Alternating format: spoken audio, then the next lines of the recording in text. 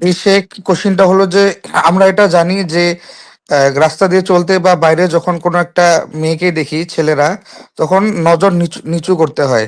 কিন্তু আমি আরেকটা ওলেমাকে শুনছি আর কি, ও বলছে যে কিন্তু এর রিভার্সটা কিন্তু যায়, যদি কোনো মহিলা যদি শাহওয়াতের নজর দিয়ে না দেখে কোনো পুরুষকে, তাহলে ও দেখে থাকতে পারবে, যখন কোনো লেকচার হোক বা কি হোক। এটা কতটুকু সত্য?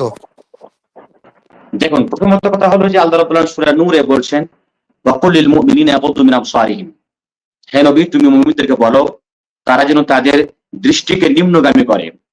ইয়েহুনি এইরূপে আল্লাহ রাব্বুল আলামিন কোরআনে বলছেন, ওয়াকুল লিল মুমিনাতি ইয়াগুদ্দুনা মিন আবসারিহিন্না, হে নবী তুমি মুমিনা বা মুমিন মহিলাদেরকে বলো তারা যেন তাদের দৃষ্টিকে নিম্নগামী করে রাখে। নিম্নগামী করাটাই হলো আসল।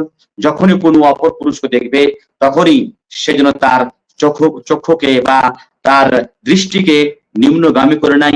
সে তাতে মানুষের আহ যৌন ক্ষুধা উঠুক কিংবা নাই উঠুক, কারণ যে এটা হচ্ছে একটা কারণ, বারবার দেখাটা এটা হচ্ছে একটা ফেতনার কারণ।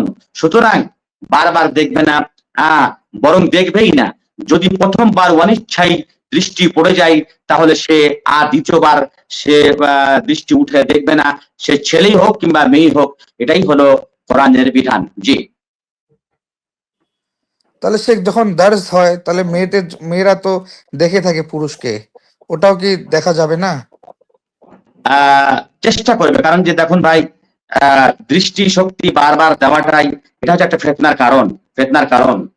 তবে যদি দূরে থাকে, তবে যদি দূরে থাকে তাহলে সেখানে যদি কোনো ফেতনার আশঙ্কা না থাকে, আর যদি ইলমি কালাম হয়, তার যদি অন্য কোনো উদ্দেশ্য না থাকে তাহলে দেখতে পারে।